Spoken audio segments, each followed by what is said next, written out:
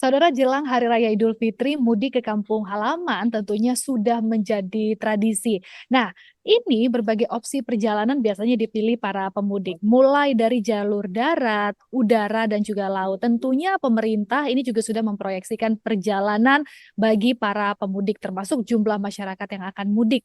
Dan pastinya hal ini penting untuk memetakan segala potensi masalah dan mengantisipasinya. Untuk membahas terkait hal ini, kita akan berbincang di Sedang Viral bersama dengan Ibu Adita Irawati, juru bicara Kementerian Perhubungan. Selamat pagi, Ibu Adita. Terima kasih atas waktunya. Selamat pagi, Regina. Terima kasih kembali. Baik, Ibu Adita, langsung saja. Terkait dengan arus mudik ini sendiri dan juga balik gitu ya, Bu, kapan prediksi untuk arus mudik dan balik? Ya, kami setiap menjelang Lebaran itu selalu melaksanakan yang namanya studi atau riset ya, terkait potensi pergerakan masyarakat di masa Lebaran tersebut. Dan dari hasil riset tersebut kita mendapatkan angka-angka, termasuk salah satunya tadi pertanyaan yang diajukan mengenai puncak ya. Jadi ternyata masyarakat ini beranimo untuk melakukan pergerakan itu puncaknya di H-2 ya, di sebelum masa Lebaran H-2. Kemudian kalau baliknya mereka lebih memilih H+3. Tetapi memang penyebarannya cukup merata ya Regina. Jadi H-7 itu sebenarnya sudah mulai ada pergerakan, angkanya relatif tidak terlalu signifikan, terus meningkat sampai di H-2 tadi. Baru kemudian menurun sampai akhirnya nanti kembali lagi di H+3. Jadi ini mungkin juga menjadi tanggal yang bisa menjadi acuan masyarakat ya, agar bisa mengatur gitu, kapan harus pulang, kapan nanti harus kembali ke kota asal. Baik H-2 dan juga H+3 begitu yang diprediksi Ya. menjadi puncak arus mudik dan balik.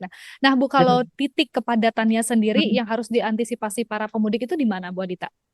Nah, ini kalau kita lihat sekali lagi dari hasil riset dan tentu pengalaman tahun-tahun sebelumnya, memang perjalanan di darat itu paling tinggi ya, Regina ya. Jadi baik itu yang menggunakan bis, mobil pribadi maupun mobil sewaan itu memang masih memadati gitu. Artinya memang perhatian kami dan juga nanti yang harus dijadikan perhatian masyarakat adalah titik kepadatan di jalan tol. Khususnya jalan tol yang ada di Jawa. Karena 56% dari masyarakat yang akan melakukan pergerakan itu ada di Pulau Jawa gitu. Jadi cukup tinggi angkanya. Nah, ini termasuk tentunya tol Jakarta Cikampek, kemudian Cipali, Cisumdawu yang menghubungkan Bandung dengan tol-tol yang lain, lalu juga tol Trans Jawa, Jawa Tengah ke timur. Ini memang harus menjadi titik-titik yang diperhatikan karena potensi kepadatan terjadi. Nah, di sisi lain, masyarakat yang menggunakan jalan darat ini juga akan menyeberang ke arah barat, ke Sumatera. Oleh karenanya memang tol Merak, termasuk juga dengan pelabuhan Merak, itu memang yang akan menjadi potensi kepadatan. Nah, tentu juga moda yang lain ya. Kalau kita lihat penerbangan juga akan padat khususnya yang keluar dari Jabodetabek. Sehingga Bandara Soekarno-Hatta diprediksi juga akan mengalami kepadatan di hari-hari yang tadi saya sebut, H-2 dan sampai juga H-1. Jadi Baik. ini menjadi pegangan kami untuk melakukan pengenanganan khusus. Nah, kemudian apa, Bu, antisipasi dari Kemenhub sendiri berdasarkan dari titik-titik kepadatan yang tadi Bu Adita sebutkan?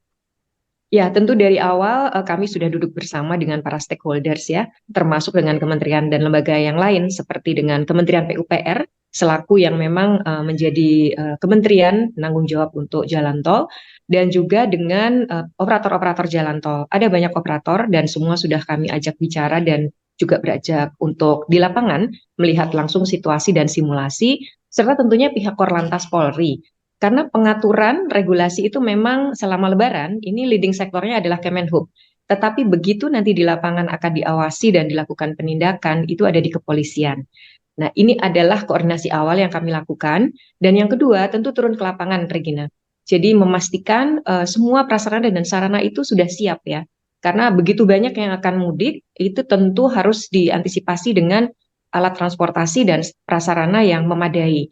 Juga simulasi sekali lagi, seperti di Pelabuhan Merak, kami juga melakukan simulasi jika angka-angka jutaan orang yang akan menyeberang itu memang terrealisasi, termasuk bagaimana rekayasanya dan sebagainya. Dan yang terakhir tentunya dari awal kami melakukan edukasi ya ke masyarakat. Seperti sekarang ini kami sampaikan begitu padatnya kemungkinan pergerakan sehingga mereka juga bisa melakukan antisipasi dari awal. Termasuk bagaimana memilih hari pulang ya, supaya nggak menumpuk di satu tanggal saja dan juga tentunya mempersiapkan berbagai persiapan menjelang mudik ini sebaik-baiknya. Jadi hal-hal itu yang kami siapkan dan tentu masih berlangsung sampai sekarang. Terus nanti sampai di hari H pun kita akan terus lakukan persiapan dan pengawasan. Baik, Bu Adita, yang juga saya penasaran adalah ini kan ruas tol Bocimi dan juga Japek 2 itu benar akan digunakan di mudik tahun ini, Bu? Kalau memang iya, bagaimana kesiapannya? Ya, memang akan difungsionalkan. Jadi belum Hmm. operasional secara komersial, ini Hmm. fungsional. Ya, persiapannya tentu oleh pihak PUPR maupun operator jalan tolnya masih terus dikejar ya. Dan rencananya nanti karena ini fungsional, beroperasinya tidak sepanjang hari ya. Jadi hanya dari mulai jam 7 sampai jam 6 sore. Gitu. Karena kalau tol fungsional ini biasanya memang belum terlalu dilengkapi dengan penerangan yang memadai misalnya, atau belum ada rest area.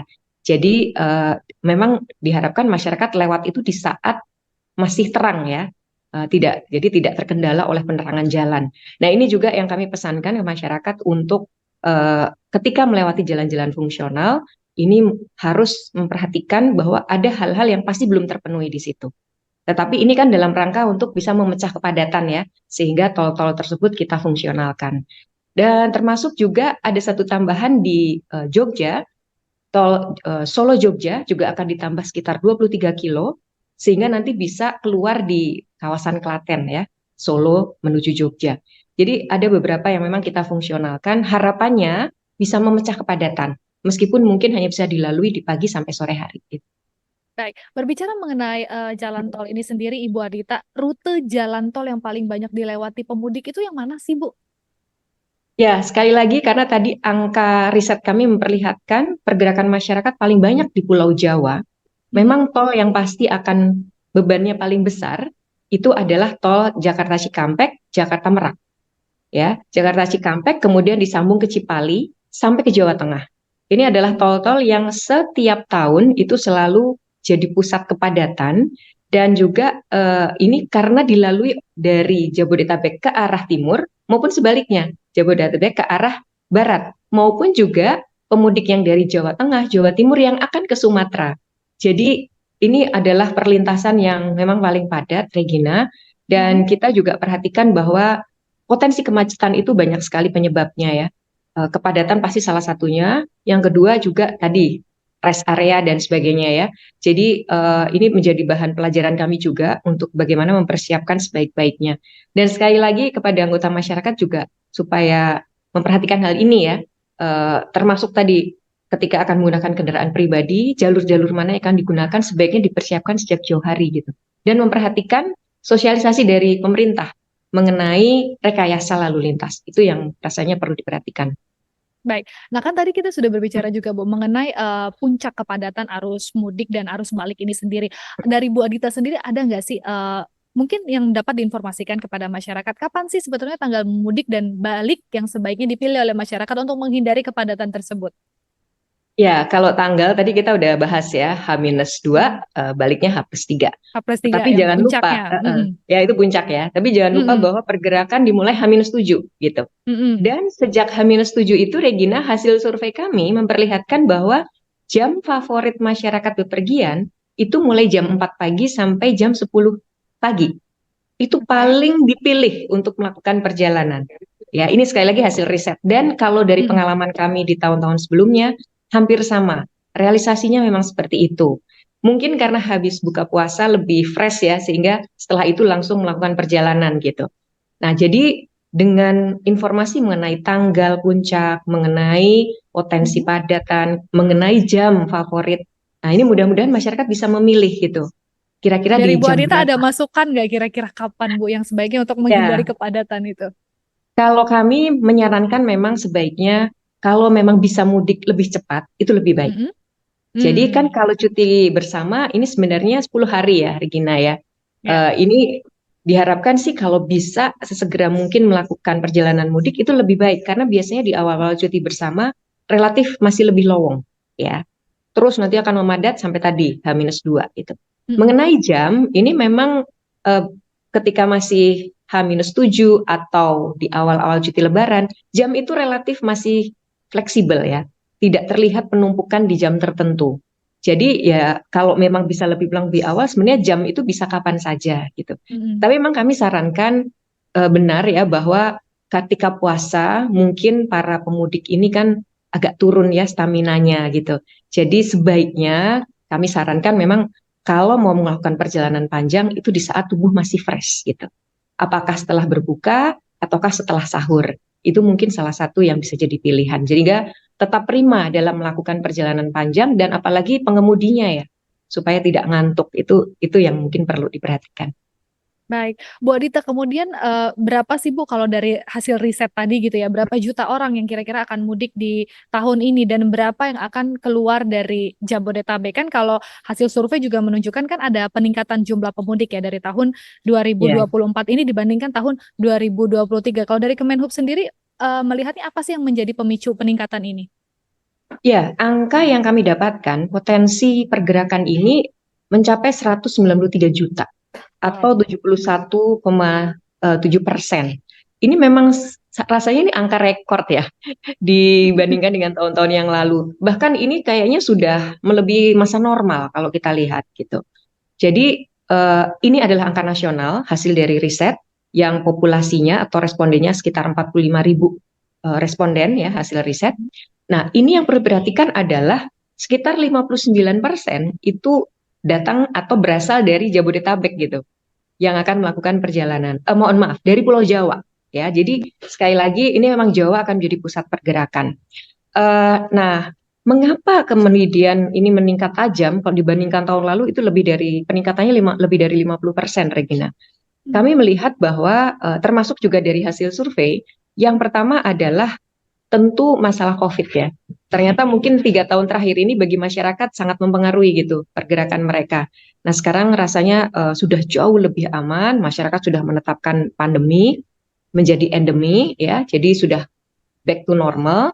Lalu yang kedua, masyarakat juga merasa rasanya kondisi ekonomi keluarga sebagian besar sudah membaik, sehingga mereka cukup confidence gitu untuk melakukan perjalanan dan tentu ini kan perlu konsumsi yang luar biasa besar ya kalau kita mau mudik gitu.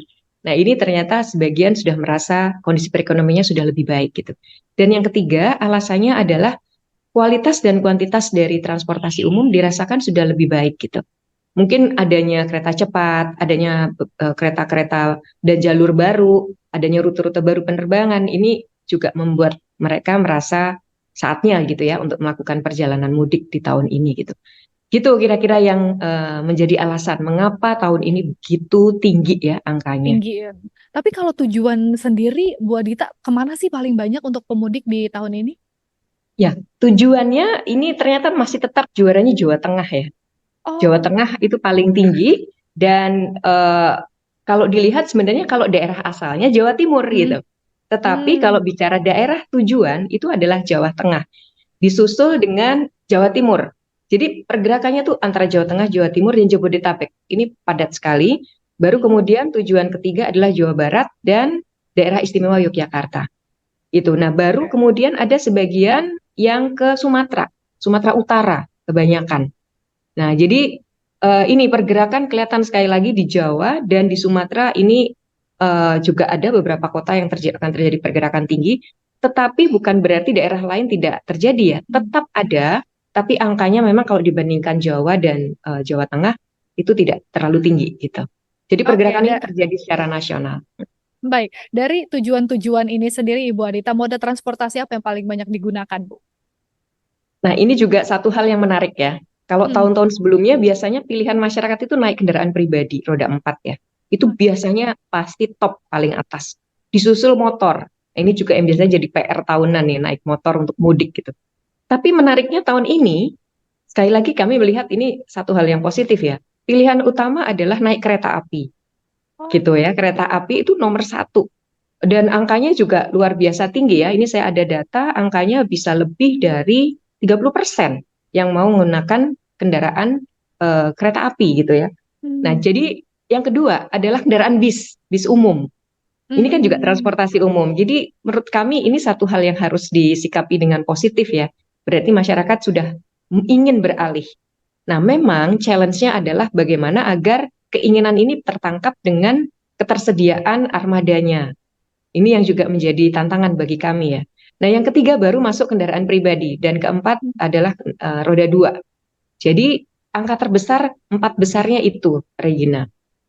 Kami tentu harus siapkan semuanya karena ada potensi pemudik yang ingin menggunakan kereta api maupun bis bisa jadi tidak tertampung karena armada atau kapasitas yang terbatas. Bisa jadi mereka akan balik lagi menggunakan roda empat gitu. Apakah itu kendaraan pribadi atau mobil sewaan. Ya, ini sekali lagi akan menjadi pegangan kami untuk melakukan penanganan nanti di lapangan. Baik, Bu Adita, kemudian dari top 4 gitu ya, moda transportasi yang akan digunakan oleh para pemudik ini sendiri, apa kemudian langkah dari Kemenhub, Bu, untuk memastikan armada transportasi ini siap dan aman untuk para pemudik nantinya? Ya, kereta api memang harus kami sampaikan bahwa kapasitasnya pasti tidak akan bisa memenuhi keinginan masyarakat ya.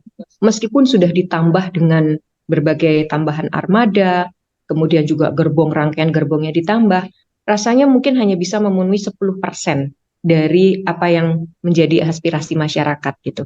Ya, tentunya kami mengantisipasi dengan adanya peralihan atau akan kembali menggunakan kendaraan roda 4. Itu tadi ya. Jadi itu yang pertama. Yang kedua, yang masih bisa kami tingkatkan lagi terus dan terus adalah mungkin penggunaan bis umum. Bis ini operatornya banyak ya, beda dengan kereta api yang operatornya hanya KAI. Kalau bis operatornya banyak dan penyeberangannya relatif merata, sehingga ini bisa kita upayakan untuk kita tambah. Meskipun sekali lagi harus kami akui pasti juga tidak akan bisa menangkap animo yang begitu tinggi. Jadi yang tentunya yang harus diantisipasi adalah mereka tetap akan menggunakan kendaraan roda 4.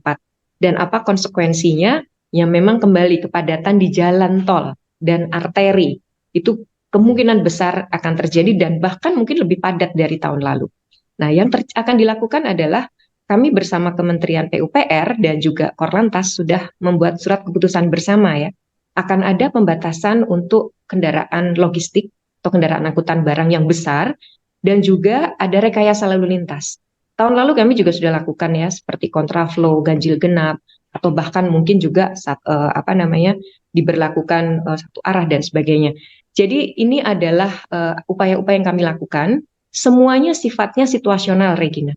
Jadwal sudah kita keluarkan, H-7 mungkin sudah mulai diberlakukan, tetapi memang tergantung ya, kalau jalanannya masih kondusif, bisa jadi rekayasa itu tidak kami lakukan.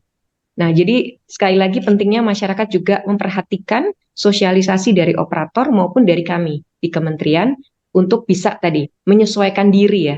Jadi jangan sampai nanti kesulitan di jalan karena ternyata tidak mengetahui perkembangan situasinya gitu. Di mana, Bu, masyarakat bisa melihat perkembangan situasinya? Untuk updates-nya terus tuh biasanya di mana, Bu Adita? Ya, kami secara ada mungkin kalau delay paling delay beberapa menit ya. Tapi dari operator jalan tol biasanya real time itu mengeluarkannya melalui aplikasi.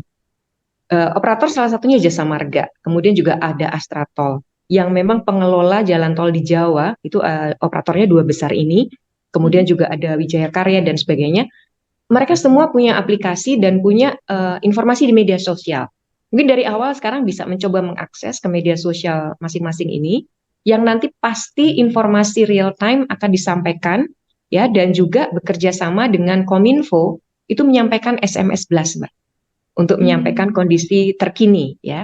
Dari kami sendiri di Kemenhub tentu juga ada informasi di media sosial maupun juga kami ada posko terintegrasi yang nanti setiap ada kejadian di lapangan itu langsung bisa disampaikan ini dari sisi petugas ya kepada seluruh petugas di lapangan untuk melakukan penanganan gitu.